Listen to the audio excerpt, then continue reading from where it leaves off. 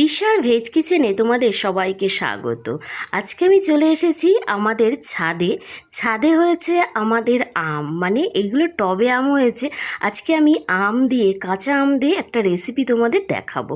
দেখো, এটা হচ্ছে কাঁচা আমের চটপটা চাটনি বলতে পারো, দারুণ টেস্টি হয় এই চাটনিটা। এটা তোমরা গরমের দিনে অনেকটা বানিয়ে কিন্তু ফ্রিজে রেখে দিতে পারো।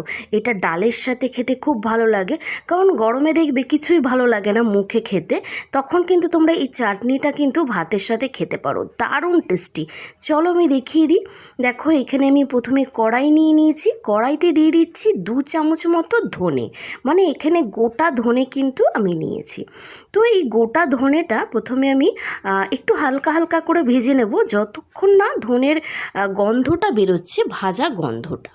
তো এখানে দেখো আমার ধনেটা ভাজা হয়ে গেছে। বেশি ভাজবে না, তাহলে কিন্তু ধনের গন্ধ চলে যাবে। তো যখনই দেখবে ধনেটা গন্ধ বেরোচ্ছে, ভাজা গন্ধ, তখনই এটাকে নামিয়ে দেবে।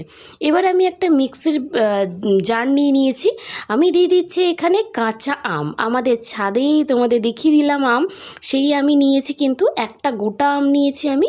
আঁটিটাকে ছাড়িয়ে আমগুলোকে আমি একদম ছোট ছোট করে পিস করে নিয়েছি। এবার আমি দিয়ে দেবো এখানে কাঁচা লঙ্কা আর আদা কুচি। তো কাঁচা লঙ্কাটা তোমরা যে যেরকম ঝাল খাবে সেই অনুযায়ী কাঁচা লঙ্কা নেবে। আর এখানে নিয়ে নিয়েছি আদা, মোটামুটি 1 ইঞ্চি মতো আদা। আর দিয়ে দেবো এখানে আমি 1 চামচ মতো চিনি। এটা যেহেতু চটপটা চাটনি হবে, ঝাল টক মিষ্টি। এবার আমি দিয়ে দিচ্ছি ধনেটা, যেই ধনেটা আমি ভেজে রেখেছিলাম সেই ধনেটা কিন্তু আমি এখানে দিয়ে দিলাম। আর দিয়ে দেবো এখানে আমি পরিমাণ মতো লবণটা যে যেরকম খাও সেই অনুযায়ী কিন্তু লবণটা তোমরা দিয়ে দেবে।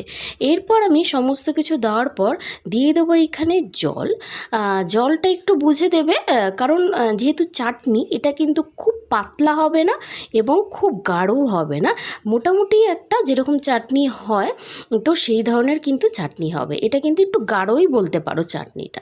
দেখো, রেডি হয়ে গেল আমার চাটনি আর কি। তো আমি মিক্সিতে পেস্ট করে নিলাম। দেখে বুঝতেই পারছো চাটনিটা কীরকম টাইপের হয়েছে, বেশি পাতলাও না, বেশি কিন্তু গাঢ়ও না।